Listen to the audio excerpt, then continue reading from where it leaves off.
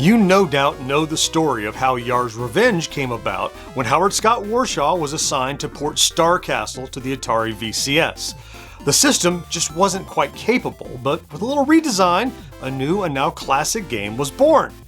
Now, I don't know for a fact that a similar evolution took place on the way to my pick for this video, but for all the world, it feels like a clever reinterpretation of Atari's Tempest. Talk about it right after this. If you're a Gen X grown-up, this YouTube channel is just the beginning. Go beyond gaming with a casual and humorous take on movies, music, TV, tech, pop culture, and more. Hear the weekly Gen X Grown Up podcast anywhere you like to listen, or visit genxgrownup.com/pod. Hey there, welcome back to Gen X Grown Up. I'm John, and I am a Gen X Grown Up. Thank you for taking the time to click on this video. Atari's Tempest hit the arcades in October of 1981. And if my assessment of Turmoil, published by 20th Century Fox in 1982, is correct, they likely tapped programmer Mark Turmoil to write it, and he similarly recognized that 2600 just wasn't up to the task of replicating those three-dimensional vector tunnel effects, and instead proposed a compromise. A simpler layout of a geometric shape where you could still move around the edge, or in this case the middle, of the screen, blasting increasingly challenging enemies as they approach. Now, in my full 20th Century Fox ranking tier video, I gave Turmoil high marks, but as you'll soon see, not for any one thing. Turmoil brings all the main concepts of Tempest to the Atari screen in a simpler layout, but then layers on more interesting tasks and variable enemies, making it way more than just a remix of the arcade game. So, let's go play. Here is 20th Century Fox's Turmoil, 1982. Now, title at the top of the screen, familiar character down at the bottom of the screen if you know the 20th Century Fox library. And then we can start looking at the similarities. Not that I'm trying to prove this is similar to Tempest, but explain to you why it feels that way to me. So in Tempest, you move around the edge of these tunnels and shoot down the tunnel, but you have a spinner. And so the logic here is that you're moving up and down this central column, shooting guys down this tunnel, but the tunnels go off the edge of the screen, almost like you're at the top of something and it's leveling out, down the hill sort of thing. And way more enemies too. I mean, Tempest does have things that come at you, like the big paddles and the sparks and the spikes and all those sorts of things. So there are 5 different types of enemies in this. Now, some are pretty pedestrian. They all come in from the outside toward the inside, and if you touch them, they will get you. Some of them can't be destroyed. Others can only be destroyed under certain conditions. And some you can collect for prizes before they turn into something dangerous. So the overview of how you're able to navigate, the select button, you can go through and pick up to 9 different difficulty levels. And as you flip through them, you get a preview of what the game will look like when you play. How fast stuff is coming, how much stuff is coming out at you. And notice too, with all this stuff on the screen, I don't see any flicker. Everything is rock solid. And I'll do a lot of pausing here to show you the things that I'm seeing. Also, there is a pause button baked right in. I'll try to remember to use that when I can. So let me jump into the lowest level game. We'll pause a bit here using that pause function and look at the different kinds of enemies and elements that you have in the game that you have to pay attention to. And rainbow, color, and song. All right. So real quickly, here's some stuff on screen, some special objects. In the lower right, you see just a regular enemy like a electric spider. Above that is this arrow. Arrows can be shot, no problem. If they make it to the end of the row, they'll turn into a tank who has his own special problems. The third one down on the left over there is a prize. You want to go fetch that prize before it times out. If you do, it's a big bonus. If you don't, it turns into a supersonic cannonball that can destroy you. So check this out. We'll let that time out. See it turned into a tank, and look at the cannonball going so fast. Now, again, regular enemies, no problem. The tanks, you have to kill them from behind. You shoot them from the front, it just shoves them back a little, so they become difficult. And then you can get them. There's one of those bonuses. I ran down and got him. Now, here's the other type of enemy. It's worth noting. This guy that's moving across, he's called a ghost. He has no body in the middle of him, so you can't shoot him. He cannot be destroyed. He can just be in the way. So if you're trying to wipe out enemies, you're going to dodge him because you can get hit. Now, of course, other things going on the screen. Top of the screen is the score, your current score. Bottom of the screen is all of your lives. You start the game with 5 lives, 4 of them in reserve, 1 is on screen. And it's very generous. Every time you finish a level, you're going to get another extra life. Now, that might sound like overkill, but you're going to need it. The other regular enemies, like the arrows and stuff, you just blast those as you go. So real quickly, give you an idea, and then shortly, a moment here, so to give you an idea of a little bit of gameplay, I'll kind of talk about, and then we will do a points run. So see, there's the spider. I caught him in time. You can't destroy him at all. See that? Little ships you can blast with no trouble. And you can hold down the button. Move up and down as quick as you want. 1 bullet per row. Lots of bullets on the screen at the same time. Oh, go get it. Oh! I didn't go in time and it turned into that bullet, right? So let me just go far enough to show you when you get enough points in a level, you'll be promoted to the next level. I'm just ready to kill this. There we go. Let's go get this one. Got it. Can't shoot that. There's a slow-moving hot dog. Also, the faster objects are moving on screen, the more points they're worth as well.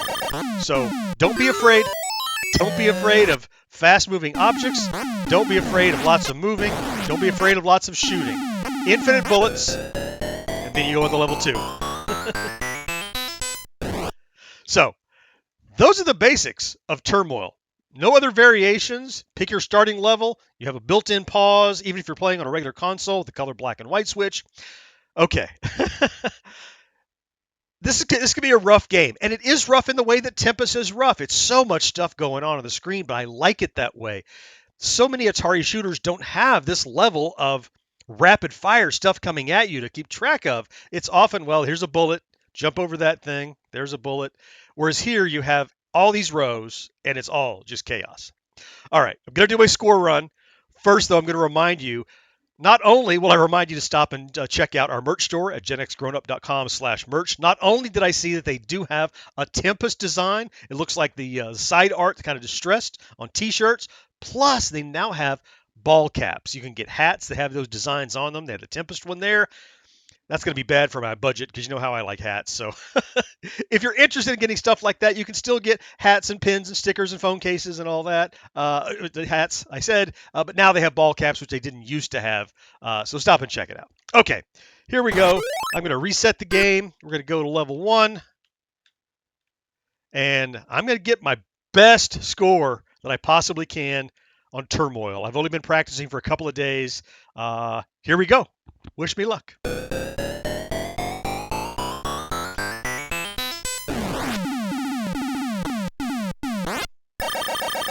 Those things are lots of points.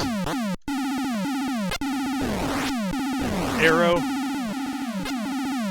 I like how the explosions of the enemies send them flying away. They don't just pop, you know, they're not just a stable explosion, their inertia continues with their flaming Hulk.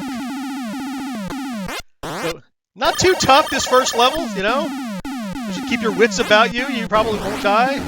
Let that arrow get to the end. Turns into a tank. Level 2.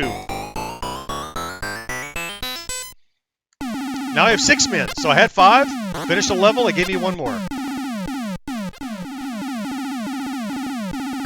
Ooh, I ran into 1.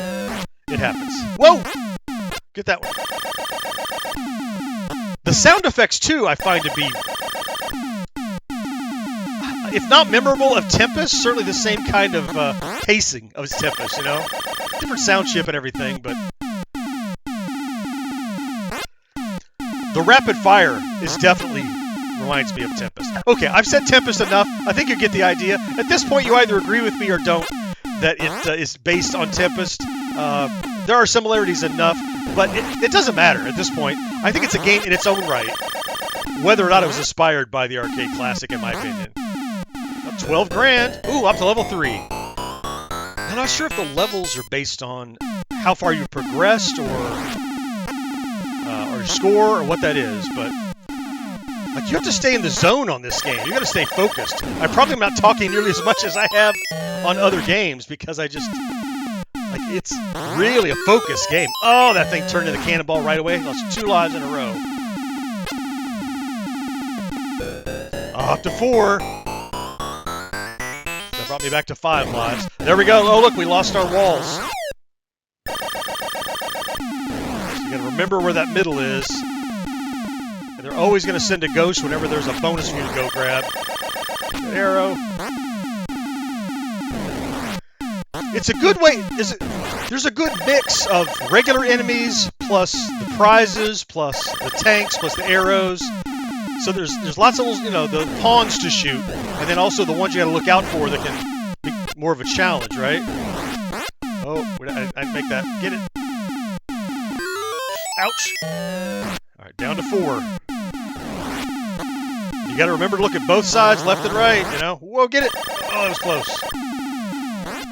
So there is a pause button, but you almost need a friend to hit it for you. Like, I can't reach away from this to go reach for the pause button. Need a buddy to go, ready to pause? Ready to unpause, The generous replenishment of your lives. Just make it through some levels and you get some more lives. Like, that's what makes it, it makes it truly, whoa! It doesn't matter if you make a few mistakes. If you can just survive for a while, you can be back in this. I appreciate games where you're never like, oh, I might as well quit because I'm out of it. Because you can literally make back all the ground you've lost. Ouch. That's just good game design, honestly. Oh, that tank. Oh, now I got more tanks. Look at all that. Come on, get them. There's that tank. Get those tanks. Those tanks are causing a problem. You saw. So I guess what I'm seeing is they avoid flicker. There's never more than one enemy and bullet on any line at the same time. So they can do that whole beam racing thing. But that doesn't make it not frenetic, Oh, I knew that was stale. There's something about not being able to see the walls. Ooh. That's hard to gauge where stuff is. Very challenging. Get it. 50 grand. Almost got caught by the ghost. Whoa. Okay. Last life. Boy, it's stepping up. I don't mind telling you. Got it. Whoa, he got me. Oh. Whew. 52, 320. I'll take it. What do we get to level 6 or so, I think? That's great. That's halfway through the difficulty level. Now, it gets more difficult after 9, of course. It progresses, but you can start up to 9. And, man, I remember being 10 or 12 years old and borrowing this from another kid in the neighborhood, and I really didn't want to give it back. I hadn't seen it in the store. I know where he got it from. I think his dad gave it to him for Christmas. And I kept trying to, trade him, going, can I give you this instead? Can I give you this instead? Now, he knew. He wanted Turmoil back, so. That is Turmoil from 20th Century Fox. Now, whether or not you can see the DNA of Tempest in Turmoil when you squint and hold your head just right, there should be at least one thing on which we can all agree.